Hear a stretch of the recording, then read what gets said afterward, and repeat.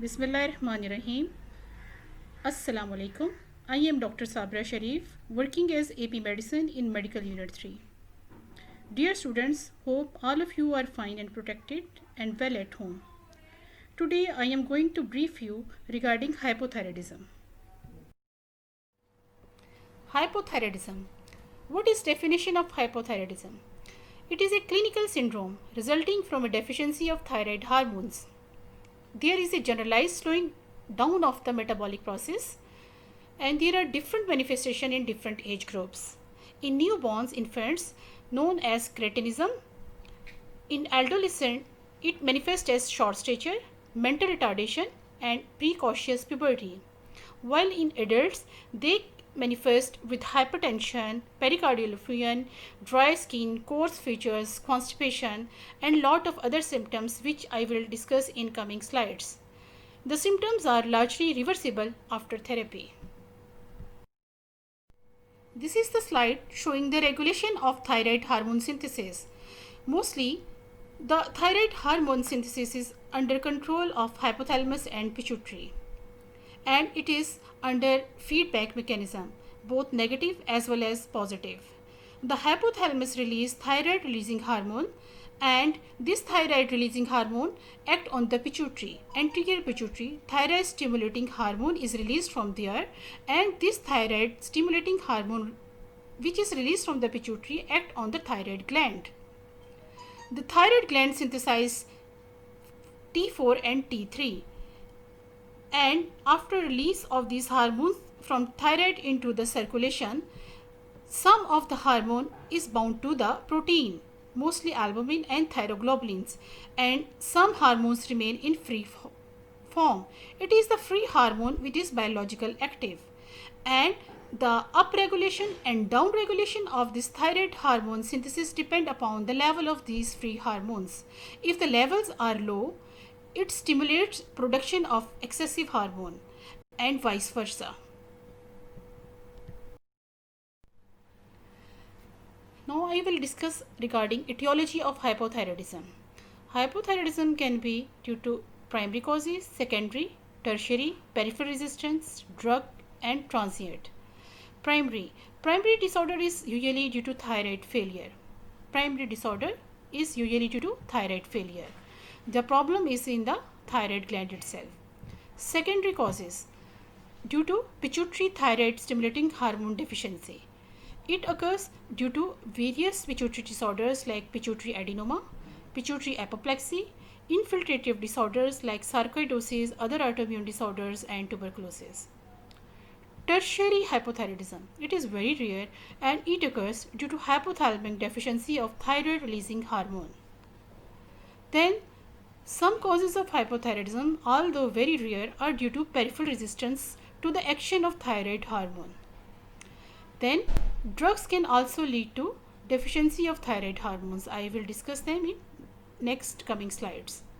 Then, transient thyroid dysfunctions can also occur.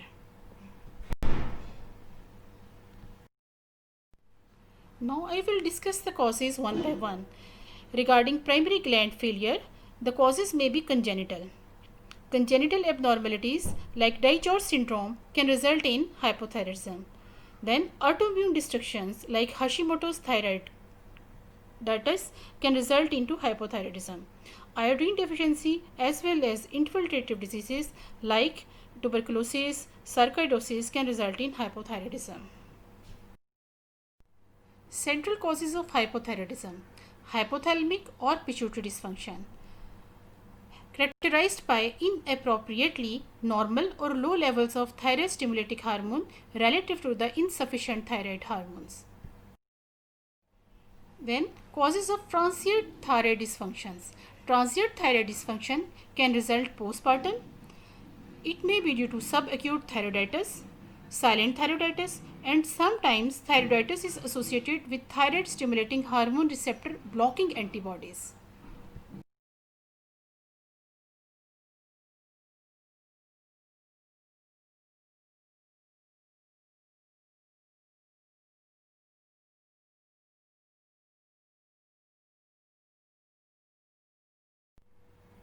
Pathogenesis of hypothyroidism. The characteristic findings are accumulation of glycosaminoglycans. These are mostly hyaluronic acid and it deposits in interstitial tissues. The accumulation is not due to excessive synthesis, but it is due to decreased excretion of glycosaminoglycans. Accumulation of this hydrophilic substance and increased capillary permeability to albumin account for this interstitial edema.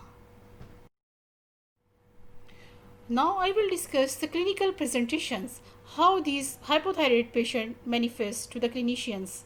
Mostly arthralgias with cold intolerance, with constipation, depression, difficulty in concentration, dry skin, fatigue, hair thinning or hair loss, memory impairment, menorrhagia, myalgias, weakness and weight gain. The most common symptoms are cold intolerance, fatigue, myalgias and weakness.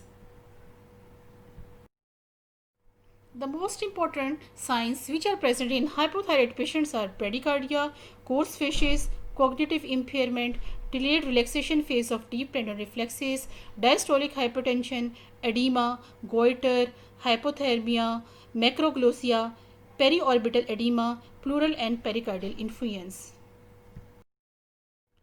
Now I will discuss the important clinical manifestation of hypothyroidism and what is the underlying pathogenesis which lead to these manifestations. The most important system is skin, where the manifestations of hypothyroidism occur. Cool and pale skin. It is due to low blood flow. Dry, rough, coarse skin. Why it occurs? It is due to the epidermis which is atrophied and cellular layer of hyperkeratosis is present, lead to the roughness and dryness of the skin. Then decreased sweating. It is due to low calorigenesis and acinar gland secretion. Then there is generalized non-pitting edema present in hypothyroid patient. Why it is there?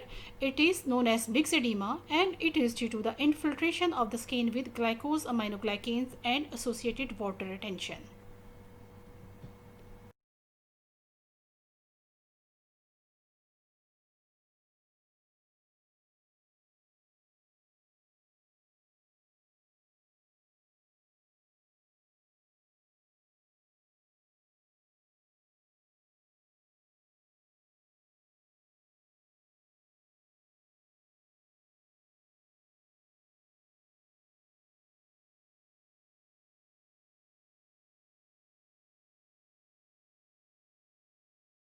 This slide showing typical hypothyroid faces.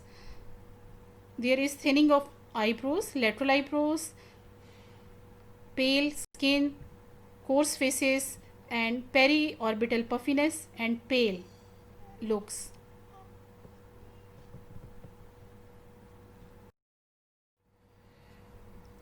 Then next important organ is cardiovascular system. The manifestations are bradycardia, impaired muscular contractility, reduced cardiac output. It leads to the decreased exercise capacity and shortness of breath during exercise. ECG showing low voltage of QRS complexes. Chest X-ray show cardiomegaly, interstitial edema, left ventricular dilatation and evidence of pericardial effusion may be there. Another most important manifestation is hypertension.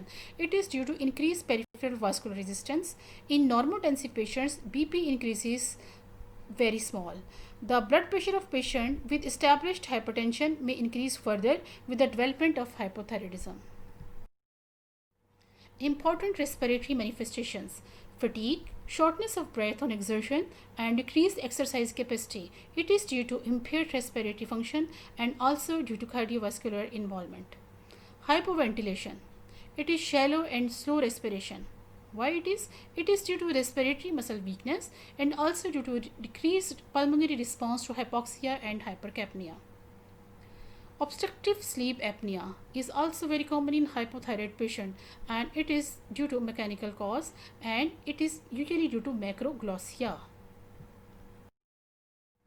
Important gastrointestinal manifestations. The most important is constipation, then gastric atrophy leading to pernicious anemia and it is associated with autoimmune thyroiditis and chronic autoimmune process. Weight gain. Weight gain is due to decreased appetite, decreased metabolic rate, and accumulation of glycosaminoglycans. Other gastrointestinal manifestations are iron deficiency. It is due to increased iron loss with menorrhagia in females and also due to impaired intestinal absorption of iron. Folate deficiency. It is due to impaired intestinal absorption of folic acid. Then pernicious anemia. Most of the hypothyroid patients are deficient in vitamin B12 and it is usually autoimmune in origin and it is manifested as vitamin B12 deficient megaloblastic anemia. Reproductive abnormalities. In females, menstrual irregularities are common. Either oligo or amenorrhea or menorrhagia can occur. Decreased fertility, increased likelihood for early abortion. Then hyperprolactinemia may occur and it is usually severe to cause amenorrhea or galactorrhea. Neurological manifestations are also common in hypothyroid patient. The most important and common are sleepiness, inability to concentrate, sluggish thought process, and patient may respond slowly to the questions. There is less able to retrieve information from the memory. Agitated psychosis, and very rare but important and serious complication is mixed edema madness. Neuromuscular abnormalities are also very common in hypothyroid patient. The most important and common is a delay in the relaxation phase of deep tendon reflexes. Carpal tunnel syndrome and paresthesias are also very common. Asymptomatic elevation in serum CPK, that is creatine phosphokinase level, to muscle hypertrophy, or there may be proximal muscle weakness, or in rare cases rhabdomyolysis may occur. Then metabolic abnormalities. A lot of metabolic abnormalities are associated with hypothyroidism. Hyponatremia. Why hyponatremia occur? Decrease in sodium level is due to increased water retention from a reduction in free water clearance. Reversible increase in serum creatinine. It occurs in 20 to 90% of hypothyroid patients. Lipid clearance may be decreased. Why? It is due to an elevation in serum concentration of free fatty acids and total and low density lipoprotein cholesterol. The diagnosis of hypothyroidism. It is usually and mostly clinical, as I mentioned early in slides regarding symptoms and signs of hypothyroidism in detail. These are sufficient for the diagnosis of hypothyroidism, but confirmation required biochemical evidence and test. The most important screening test is thyroid stimulating hormone. Then we order complete thyroid profile, which includes thyroid stimulating hormone, free T3 and free T4 hormone. Ultrasound of thyroid if goiter is present, screening for associated conditions because it is associated with other autoimmune disorders like diabetes and metabolic syndromes. CBC, diabetes mellitus workup, fasting sugar levels, fasting lipid level, blood pressure, calcium and phosphate. Sometimes workup for etiology is also required, like autoimmune origin hypothyroid, anti-TPO, thyroid peroxidase antibodies will be increased.